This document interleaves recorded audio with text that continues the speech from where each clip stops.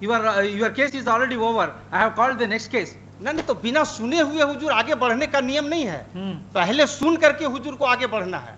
अब हुजूर कह रहे हैं कि अंग्रेजी अनुवाद आप ही दीजिए। सर, हम तो कह रहे हैं कि अनुवादक विभाग से मांग लिया जाए। Full bench अनुवादक decision। विभाग यहाँ है, आजादी के पहले से है।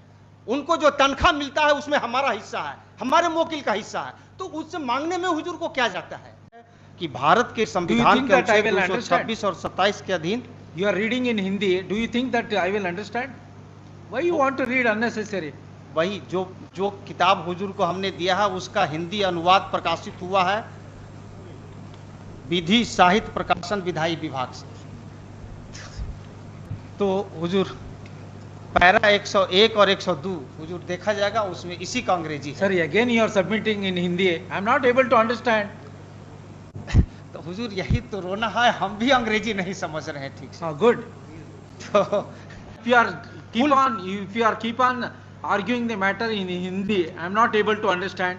With reference to para 138 of the full bench decision, you are required to furnish translated version. तो You are not complied my previous order. Therefore, I have rejected your claim. तो इसीलिए तो उसको वापस लेने के लिए हमने आईए फाइल किया। हमारा ये है वैसी उसी फुल बेंच का डिसीजन को देख करके। Sir, take up this matter and test before the LPA bench.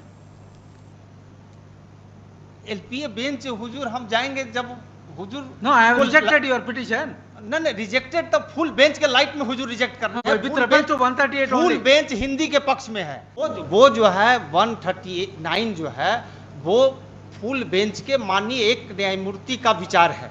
Full bench का जो आदेश है वो 79 में है, 79 में स्वर्ण सिंह बग्गा केस संपुष्ट हुआ है। Sorry, mister, please, why don't you test my order before the LPA bench? Your case is already over. I have called the next case. नहीं तो बिना सुने हुए हुजूर आगे बढ़ने का नियम नहीं है। पहले सुन करके हुजूर को आगे बढ़ना है। इस तरह से मतलब आज से हिंदी में नहीं हो रहा, आज भी पटना हाई कोर्ट में सब न्यायमूर्ति सुन रहे हैं। अब हुजूर कह रहे हैं कि अंग्रेजी अनुवाद आप ही दीजिए। सर, हम तो कह रहे हैं कि अनुवादक विभाग से मांग लिया जाए। Full bench अनुवादक decision। विभाग यहाँ है, आजादी के पहले से है। उनको जो तनख्वाह मिलता है उसमें हमारा हिस्सा है, हमारे मोकिल का हिस्सा है, तो उससे मांगने में हुजूर को क्या जाता है। ये तो न्याय संगत बात हम बोल रहे हैं। हम अंग्रेजी नहीं जानते हैं, हमसे अंग्रेजी अनुवाद हुजूर मांग रहे हैं। तो वो एक डिवीजन बेंच का हम ऑर्डर दिखा रहे हैं, उसको विचार में लेकर के हुजूर आदेश पारित कर दिया जाए। वो हम लगाए हुए हैं एनेक्सर में। बस इतना ही तो हमारा प्रेयर है हुजूर। ये पेज 13 पर है, आइए का page 13, hard learn council for the petition. ये फुल बेंच का डिसीजन के बाद का है। जिस तरह से हुजूर कह रहे हैं कि अंग्रेजी अनुवाद दीजिए, उसी तरह से कहा गया था। मैंने निवेदन किया कि एक बार फुल बेंच को ठीक से सुन लिया जाए। सुना गया, सुनने के बाद पाया गया कि जो हिंदी में फाइल किया है उससे जबरदस्ती अंग्रेजी अनुवाद नहीं लिया जा सकता है, और चूंकि यहाँ अनुवादक विभाग है तो उससे मांगने में है, और वो मांगा गया हुजूर, देखा जाएगा। Hard learned counsel for the petitioner and learned counsel for the state. The petition filed by learned counsel for the petitioner is in Hindi.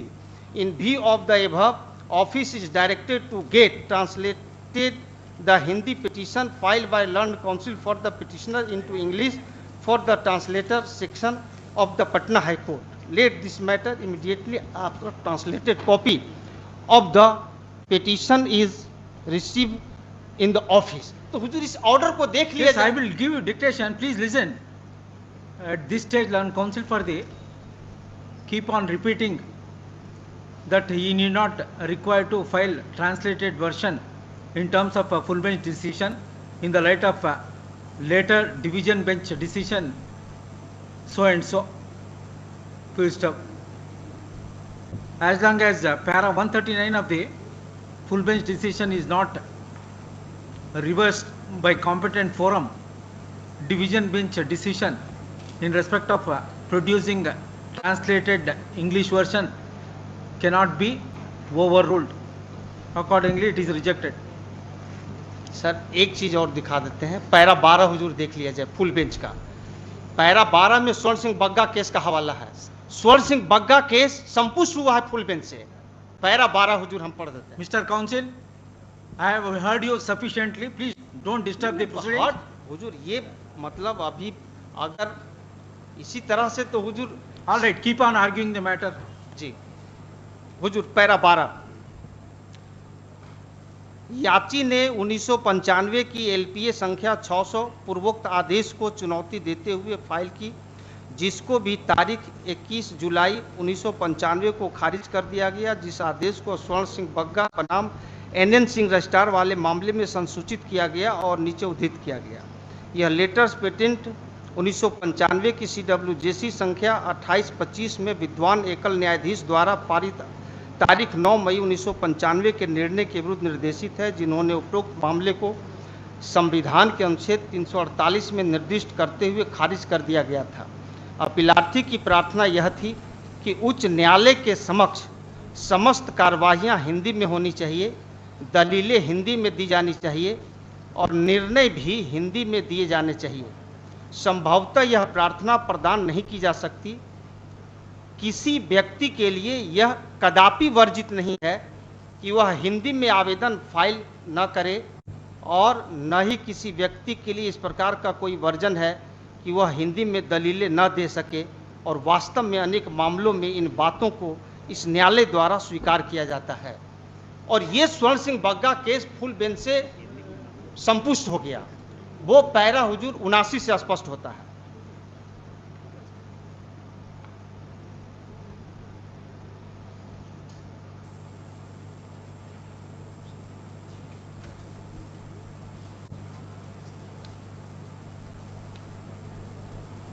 ऐसा कहने और संपूर्ण पृष्ठभूमि पर विचार करते हुए जब यह अधिसूचना का निर्वचन किया जाता है तो मैं अधिसूचना को रद्द करने की कोई विधायी इच्छा नहीं पाता, किंतु वही आकांक्षाएं भी पूरी की जानी चाहिए और संवैधानिक निर्देश को एक दिशा दी जानी चाहिए।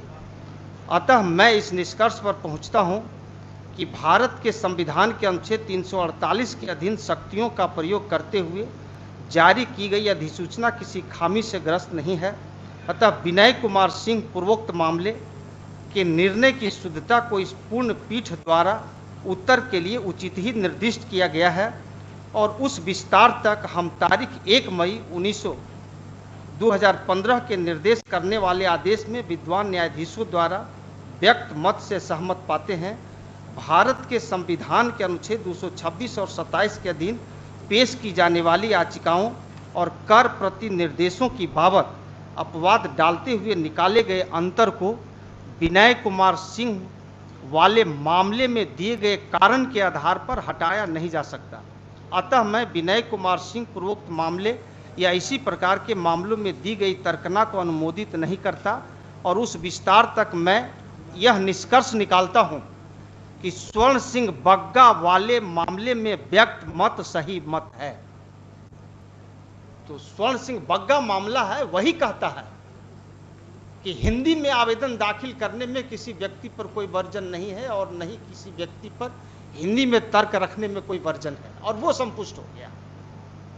अब इसमें अंग्रेजी अनुवाद की बात आई है तो वो अंग्रेजी अनुवाद उससे वसूलने की अनिवार्यता नहीं है जो हिंदी में आवेदन दाखिल किया है। हुजूर जो हिंदी में आवेदन दाखिल किया उसी से अगर कोई अनुवाद भी देना पड़ेगा तब तो कोई हिंदी में दाखिल ही नहीं करेगा और संविधान का उद्देश्य कभी पूरा नहीं होगा। हुजूर भारतीय संविधान का अनुच्छेद 343 से 351 देश की भाषा हिंदी को आगे बढ़ाने के लिए कहता है और अंग्रेजों की भाषा अंग्रेजी को पीछे करने के लिए कहता है। फुल बेंच भी यही कहता है। Don't give lecture here. तो हुजूर इसमें ये कह दिया गया कि भाई हिंदी में फाइल हो सकता है। अब अंग्रेजी अनुवाद की बात है तो यहां अनुवादक विभाग आजादी के पहले से है, इसी पर्पस के लिए। Sir don't give lecture sir, whatever the submission you want to make you restrict your with reference to your petition. तो हमारा सबमिशन यही है कि स्वर्ण सिंह बग्गा केस पूर्ण पीठ से संपुष्ट हुआ है, जो ये कहता है कि किसी व्यक्ति पर हिंदी में आवेदन दाखिल करने में कोई वर्जन नहीं है और न ही हिंदी में तर्क रखने में कोई वर्जन है। जहां तक अंग्रेजी अनुवाद वसूलने का सवाल है तो वह आवेदक से वसूलने की अनिवार्यता नहीं है, वो अनुवादक विभाग से भी किया जा सकता है। हुजूर हमने इसके लिए आवेदन भी दाखिल किया है कि अनुवादक विभाग से अंग्रेजी अनुवाद मांग लिया जाए।